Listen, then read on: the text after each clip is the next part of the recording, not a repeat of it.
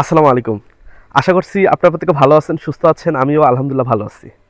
আজকে আমি খুবই গুরুত্বপূর্ণ একটা ভিডিও নিয়ে এসেছি যে শীতে আপনাদের যে গবাদি পশু আছে এগুলোর আপনারা যত্ন কিভাবে নেবেন। আপনাদের মতো বা আমার মতো অনেকেরই ভ্রান্ত ধারণা ছিল বা আছে যে শীত মানেই গবাদি পশু পালনের লস প্রজেক্ট। আসলেই ব্যাপারটা কতটুকু সত্য এবং কিভাবে কাজ করলে, কিভাবে ব্যবস্থা নিলে আমরা শীতকালেও গবাদি পশু পালনে লাভ করতে পারবো, গবাদি পশুর যে খামারটা এটা কন্টিনিউ করতে পারবো, এই প্রতিটা জিনিস আজকে আমি তুলে ধরবো এবং বিস্তারিত আলোচনা করব।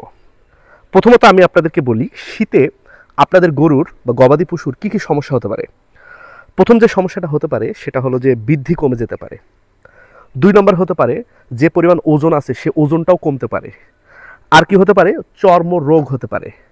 আর কি হতে পারে যে আপনাদের যে ঠান্ডার যে সমস্যাটা, এই টাইপের প্রবলেমগুলো স্পেশালি বাছুরের বেশি হতে পারে। এই 4টাই মেন প্রবলেম। এর পাশাপাশি আরও প্রবলেম আছে, তবে এগুলো সমাধান করলে আশা করা যায় বাকিগুলো অনেকটা সমাধান হয়ে যাবে।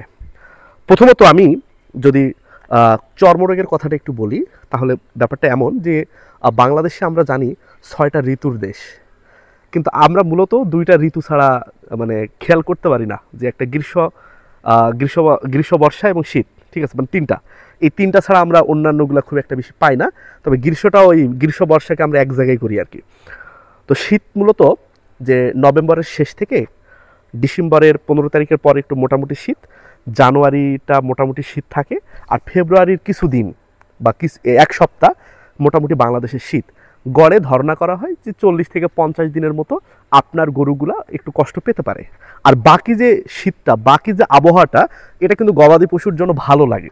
কারণ গবাদি পশু 20, 22, 23 বা 19, 18 এই তাপমাত্রায় গবাদি পশুর কোনো সমস্যা নেই। ওরা কমফোর্ট ফিল করে, ভালো লাগে ওদেরকে, ঠিক আছে, এই তাপমাত্রা ঠিক আছে, কোনো সমস্যা নেই। আর এর নিচে যখন তাপমাত্রাটা নামবে তখন আমাদের একটু কনসার্নের বিষয়। প্রথম যে পয়েন্ট, চর্মরোগ, এই জিনিসটা নিয়ে যদি আমি আপনাদেরকে প্রথমে একটু বলি যে শীতের শুরুতে আপনারা খেয়াল রাখবেন যে যাতে করে একে কৃমিনাশকটা করা হয়ে যায়, কৃমিনাশক যেন করা হয়ে যায়। যেমন চর্ম বিভিন্ন রোগ হয়, এই যদি আমরা আইভারমেকটিন গ্রুপের যদি বিভিন্ন কৃমিনাশক করি, সেক্ষেত্রে কিন্তু এই চর্মরোগটা অনেকটা নেই হয়ে যাবে, দু একটা ব্যতিক্রম ছাড়া। তাহলে চর্মরোগ গেলে প্রথম প্রবলেমটা কিন্তু সলভ। তার মানে শীতের আগে আমরা কৃমিনাশকটা করে নেব। 2 নম্বর যে জিনিসটা, শীতে কিন্তু গরুর ওয়েট লুজ হতে পারে কিংবা বৃদ্ধি কমে যেতে পারে। এটার পিছনে একটা কারণ আছে। কারণটা হলো, আমরা ভাবি যে আমার গরুর ওজন 100 কেজি, বা গরুর ওজন 200 কেজি, বা গরু 10 লিটার দুধ দেয়, বা গরু 8 লিটার দুধ দেয়। আমরা কিন্তু যে খাদ্যের যে চাট আগে যা খাওয়াতাম ওই মাপেই আমরা কিন্তু খাওয়াই, ওই মাপে খাওয়াই। এই কারণে মূলত বৃদ্ধিটা কিন্তু থেমে যায় কিংবা ওয়েটটা কিন্তু লুজ হয়ে যায়, লস হয়ে যায়। তো আমরা যে জিনিসটা মাথায় রাখবো, শীতে কিন্তু যে শরীরটাকে গরম রাখার জন্য কিছুটা শক্তি কিন্তু ব্যয় হয়। তাহলে এক্সট্রা যদি শক্তি ব্যয় হয়, মাথায় রাখতে হবে যত বেশি এক্সট্রা শক্তি তত বেশি ব্যয় হবে, তত বেশি কিন্তু খাবার তাকে আমরা প্রোভাইড করতে হবে। তাকে যদি আমরা নির্দিষ্ট পরিমাণ একটা খাবার যদি আমরা প্রোভাইড করতে পারি, এতে কিন্তু আর প্রবলেম হবে না। তাহলে আগে যে পরিমাণ খাবার দিতেন তার সাথে একটু এক্সট্রা যদি আপনারা খাবার দেন, আমাদের এই প্রবলেমটা ইনশাল্লাহ সলভ হয়ে যাবে। শীতের সময় গোসল একটা বড় ফ্যাক্টর। আমরা মনে করি যে প্রতিদিন গোসল না করালে হয়তো বা আমাদের ক্ষতি হতে পারে বা ক্ষতি হবে বা দুধের প্রোডাকশন কমে যাবে, কিন্তু ব্যাপারটা আসলে এমন না।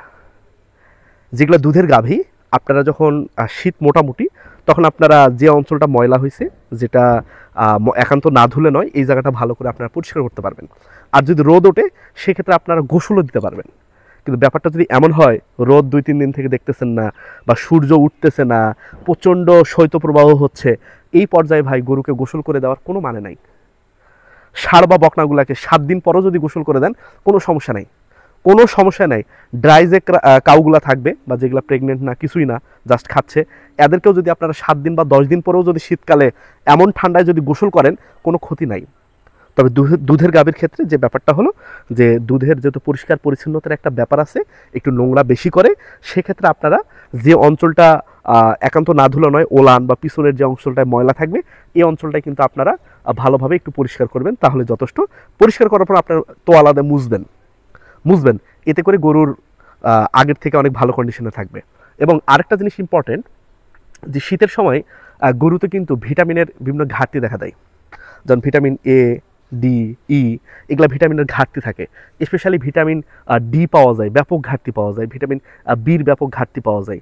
তো আপনারা যে জিনিসটা করবেন, যদি সম্ভব হয় যে 11টার পর গাভীকে বা ষাঁড়কে বা বকনাকে 10-15 মিনিট বা 20 মিনিটের জন্য বা আধা ঘন্টার জন্য একটু রোদে রাখা যায় কিনা, এই ব্যাপারটা একটু মনে রাখবেন। রোদে রাখলে আশা করা যায় ফলাফল একটু ভালো পাবেন আপনারা, ঠিক আছে? তো রোদে রাখবেন, এটা কিন্তু একটা উপায়। এবং যেহেতু অন্যান্য ভিটামিনের ঘাটতি লক্ষ্য করা যায়, সেক্ষেত্রে আপনারা চাইলেই বিভিন্ন ভিটামিন আপনারা খাওয়াতে পারবেন। একটু খাওয়াই দিলেন, এতে করে কিন্তু ভিটামিনের যে শর্টেজের কারণে যে সমস্যাগুলো হয়, এই সমস্যাগুলো কিন্তু আর আপনাদের ওখানে কিন্তু থাকবে না। তাহলে ভিটামিন আপনারা দিবেন, একটু রোদে রাখবেন। গোসল নিয়মিত করানোর একান্ত জরুরি নাই। রোদ উঠলে আপনারা গোসল করাতে পারবেন, রোদ না উঠলে গোসলের করানোর দরকার নেই, কোনো কর্মী করানোর দরকার নেই। আর আরেকটা জিনিস, যেটা ইম্পর্টেন্ট জিনিস, আপনারা চান যে শীত হলে এদেরকে শর্ট দিবেন কি না। বলি ভাই, যেগুলো বিদেশি গরু, যেমন হলস্টেইন ফ্রিজিয়ান কিংবা জার্সি, হ্যাঁ, এই গরুগুলার ঠান্ডা খুবই কম। এদের যদি 10-এর নিচে তাপমাত্রা নামে, 8 ডিগ্রি, 7 ডিগ্রি, 5 ডিগ্রি, 6 ডিগ্রি, যদি বাংলাদেশে এগুলো খুবই রেয়ার, যদি 10 বা 10-এর কাছাকাছি যদি হয়, সেক্ষেত্রে আপনারা চাইলে একান্তই যদি চান, এই 8-10 দিন সর্বোচ্চ এরকম একটা তাপমাত্রা নামতে পারে, এই 8-10 দিন একটু সালার চট বা কাপড় আপনারা একটু দিতে পারেন, ঠিক আছে? এটা শুধু হলস্টেইন ফ্রিজিয়ান এবং জার্সির ক্ষেত্রে। কিন্তু আমাদের উপমহাদেশের যে গরুগুলা, যে শাহিওয়াল হতে পারে বা দেশি বিভিন্ন কাউ হতে পারে বা বুল হতে পারে, এরা কিন্তু যখন তাপমাত্রাটা 20-এর নিচে নামবে, 17-18-র নিচে নামবে, আপনারা কিন্তু চাইলে মানে এটা দিবেন, চট বা কাপড় দিতে পারেন, এবং এটা ভালো, ঠিক আছে? রাতে সন্ধ্যার আগে দিবেন, সারা রাত থাকবে, সকাল পর্যন্ত থাকবে। যখন রোদ উঠবে, ওই চটটা রোদে আপনারা শুকাতে দিবেন। গরুটাকেও চেষ্টা করবেন যে একটু রোদে আসলে দেওয়া যায় কিনা, এতে করে কিন্তু লাভ অনেক বেশি হবে, ক্ষতির কোনো চান্স নেই এখানে। আর আপনাদের অবশ্যই যে শীতকালে যেহেতু উত্তরের বাতাস বয়, ঠান্ডা বাতাস বয়, সেক্ষেত্রে উত্তরের ঠান্ডা বাতাস কিন্তু গরুর জন্য খুবই ক্ষতিকর, স্পেশালি ছাগল ভেড়ার জন্য তো মারাত্মক ক্ষতিকর। তো আপনারা মনে রাখবেন, এই বাতাসটা যাতে করে আপনারা ঠেকাতে পারেন, যে বিকেল হতে হতেই সব অংশ বন্ধ করে দিলেন, ফাঁকা যেগুলো থাকবে বন্ধ করে দিবেন, গরুটাকে নির্দিষ্ট সময় তুললেন, খাবার দিলেন, বা যথেষ্ট। লাস্ট একটা অংশ যেটা আমি বলবো আপনাদেরকে, যে পানির পরিমাণ, যে পানিটা আপনারা কিভাবে খাওয়াবেন। অনেক গরু কিন্তু পানি খেতে চায় না ভাই। টিউবওয়েল থেকে যদি আমরা পানি তুলি, যেটা যখনই তুলি ঠান্ডা হলেও কিন্তু টিউবওয়েলের পানির কিন্তু একটা গরম থাকে, নতুন যখন আপনারা পানি তুলি।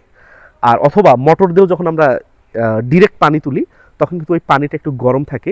ওই পানি যদি আপনি আপনার গরুকে অফার দেন, ওই গরু কিন্তু এটা নিমিশেই খেতে পারবে। কিন্তু অনেকে মোটরে পানি রাখে, ড্রামে পানি রাখে, বিভিন্ন জায়গায় পানি রাখে, এই পানিগুলো অনেক ক্ষেত্রে খেতে চায় না। যদি এইরকম কোনো কন্ডিশন হয়, সেক্ষেত্রে আপনারা পানিটাকে হালকা কুসুম কুসুম গরম করে খাওয়াবেন। ভাই, গবাদি পশুকে মন থেকে ধারণ করতে হবে যে আপনি হলে আপনার জন্য কতটুকু করতেন, আপনার জন্য যতটুকু করতেন ঠিক ততটাই আপনারা তাদের জন্য করেন না। যে আপনি যদি মনে করেন যে আমার শীত তো হচ্ছে, আমি একটু গরম পানি বা চা কফি ভালো লাগতো, সেম টাইপ ভাই, ওদেরকে তো চা কফি দেওয়া সম্ভব না। তাহলে ওদেরকে আপনারা কি দিতে পারবেন, যে পানিটাকে হালকা একটু গরম করে তাদেরকে দিতে পারবেন, দেন আগের থেকে বেশি খাবে। তো এই গেল টোটাল যে শীতের যে ব্যবস্থাপনা, এই ব্যবস্থাপনাটা। তারপরে যদি আপনারা কেউ না বোঝেন, যদি কোনো প্রশ্ন থেকে থাকে, আপনারা আমাকে অবশ্যই কমেন্টে জানাবেন, আমি অবশ্যই উত্তর দেব। তো ভালো থাকেন, সুস্থ থাকেন, আল্লাহ হাফেজ।